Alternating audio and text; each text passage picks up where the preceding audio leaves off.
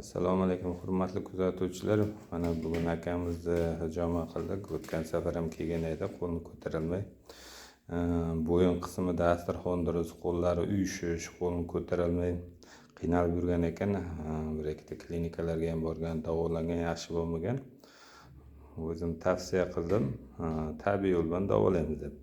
Manual terapiya qildik, kastapraf qildik, hijoma qildik. Aka, rezultat qanday bo'ldi? Xudoga shukr, yaxshi. Qo'llarimni ko'tardim. Yengil bo'lib qoldi, hamma tomoni. Jalg'i yo'q. Qanchadan beri qiynalib yurgan edingiz shu muammo bilan?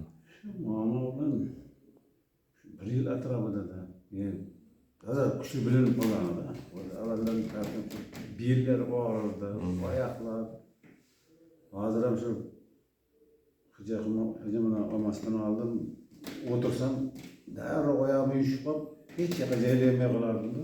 Ko'p o'tirolmay qolardim. Hozir oyog'ingiz ham yengil bo'lib qoldimi? 18 yashar bo'ladi. Yaxshi, xudoga shukr. Alloh shifo bersin. Bemorlarga nima deysiz? Davosini topolmay yurganlarga. Mana adres Madachpaga kelsin. Hijoma qildirsin. Yaxshi narsa ekan.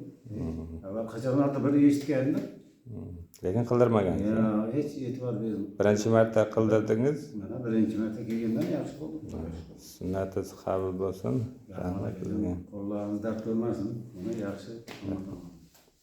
Birinchi navbatda kinezologiya, insonni harakatini o'rganib chiqamiz. Kinezologiya ko'rib bo'lgandan keyin ikkinchi navbatda bizlarda manual terapiya, uchinchi navbat kastapraf, to'rtinchi navbatda hijoma qilamiz. Shu tabiiy yo'l bilan davolaymiz. Kimga shu muolaja kerak bo'lsa, bizning manzil Jizzax shahri Madad shifo klinikasi. Telefon nomerimiz 91lik 208 98 68. E'tiborlaringiz uchun rahmat.